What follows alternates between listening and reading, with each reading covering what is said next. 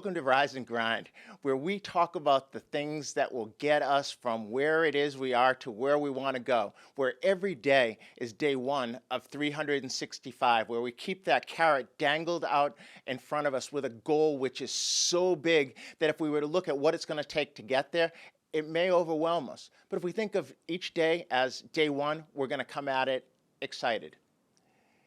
If you know me and you've watched some of this content, you'll know that one of the things I love to do is to coach. I am a world-class junior tennis coach, and I take pride in that.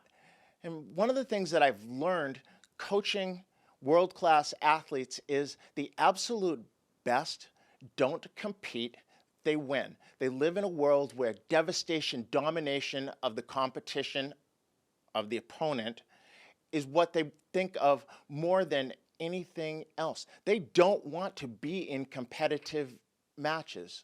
Me, well, my ego as a coach says that I want to be really good, but I tie that ego to the success of the people I work with. If the people who I coach don't improve faster than their competition, the people that they have to be in the arena with, then I'm not that good a coach, because a great coach moves people from where they are to where it is they want to go at the fastest speed.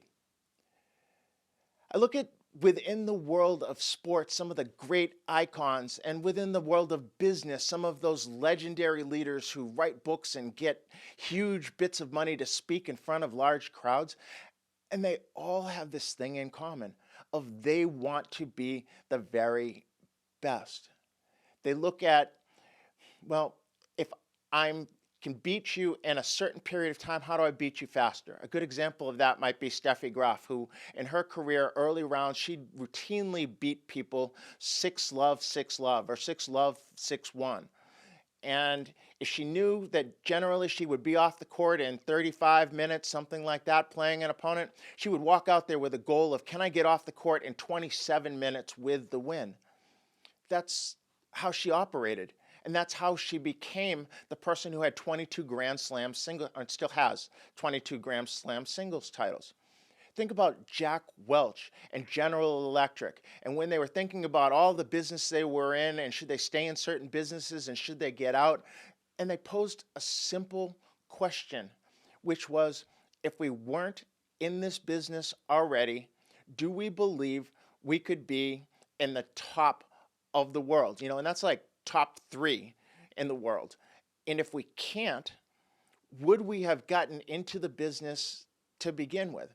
And if the answer to those things is, well, yeah, no, we're not there, we probably can't be there, and we wouldn't get into the business now if we weren't already in the business, then the answer was, get the heck out of the business, because that's what world class was. What do you do that you want to be world class at? Do you want to be a parent? If I know nobody wants to be the 50th best parent in the world. Every single person that I've ever met wants to be the absolute best parent in the world. If you're on a sales team, do you want to be the 20th best salesperson on your team? Or do you want the recognition and all of the other things which come with being the number one salesperson? And when that meeting happens and they're announcing where people's are, or the leaderboard is up there in the sales room, do you want to be real close to the number 2 person where they might have a chance to overtake you? Or do you want to be so far ahead that they couldn't, if they closed every deal in their pipeline between now and whatever the end of the period was, they still wouldn't come close to sniffing your backside? Well, I take that as a rhetorical question because we all know what the answer is, right? We want to devastate. We want to dominate. We want to be number 1. It's how we go about it. Well, I believe we get the things that we set our minds to getting. And if what our mind is set to is, I want to be competitive in this market, I want to have a plumbing company, and I want to be competitive in the market, well, then what you're going to have is you're going to have a company which will be competitive in the market. But you will never be the company that gets called first, that has to turn away people and says, no, I don't have any more room.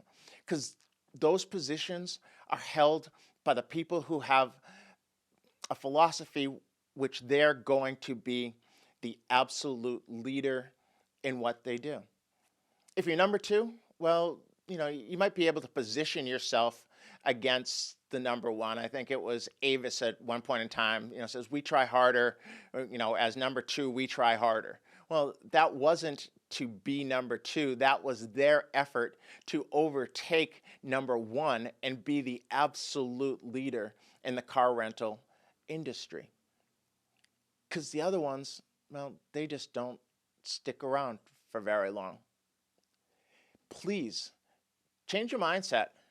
Let me know the things that you do to put yourself in a position where you believe you are going to be number one, where you are going to absolutely crush the competition in what you do.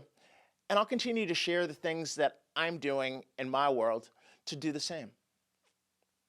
Have a wonderful day. Peace.